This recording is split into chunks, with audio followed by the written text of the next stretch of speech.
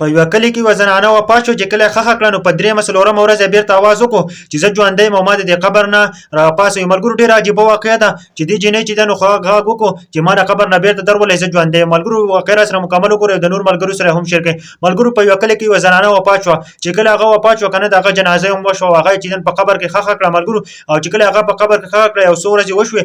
کم ځکه چې دغه خخ کړه قبرستان کې نو پاغه ځکه باندې د خلکو لار و خلک به پیتور راتو چې کله به خلک تور راتو ملګرو نو په درې مسلورم ورځ د زنانه چې دین اوازونه شروع کړل چې زه ژوندې مو تاسو ما در ولې ملګرو د کلی خلکو په دغه ځای کې نو خلک کلی خلکو چې دین هم ډیر زیات حیران شو د ټول کلی خلک راټول شو چې د قبر نه دي आवाज راځي چې زه ژوندې مو ما در پاسه وې د قبر نه بیرته نو ملګرو د کلی خلک چې کله راټول شو کنه نو هغه په یو مولا په سیلاله او مولا په سیلاله نو چې د قبر نه دي आवाज راځي کنه چې وای چې زه ژوندې ما او ما تاسو د قبر نه بیرته در پاسه وې ملګرو چې هغه کله په مولا په سیلاله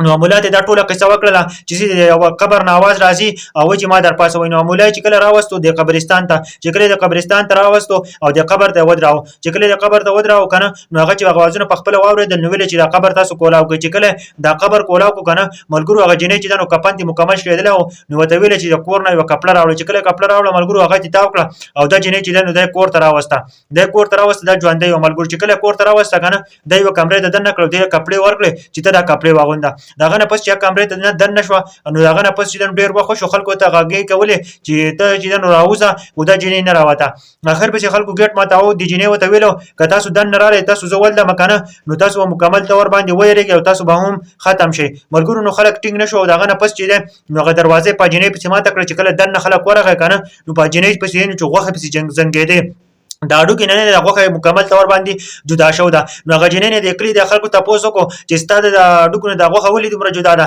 نو هغه ته وای کنه ما چې کله زه ژوندې وم مخ کې نو ما بچی نو سر نه پټاو داغه د وجه نه چې دا نو ما ته په قبر کې ډیر عذاب او زما د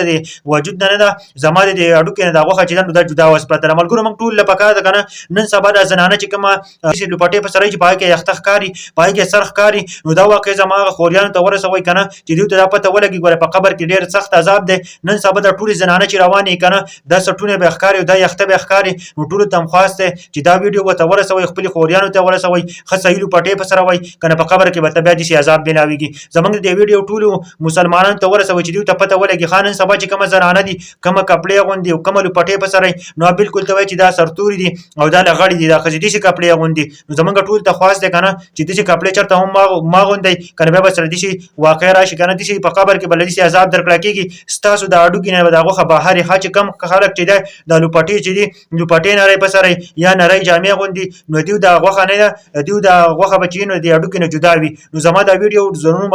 زنونو ملګرو سره هم شیر کړئ او ټول خپل زنانه ته دا ویډیو ولګوي خپل زنانه ته دا وایي چې چرته هم نری کپړې مکوي نری چې نو نری لوپټي م په سره وای کنه په قبر کې به تبعدي سي عذاب ملاويږي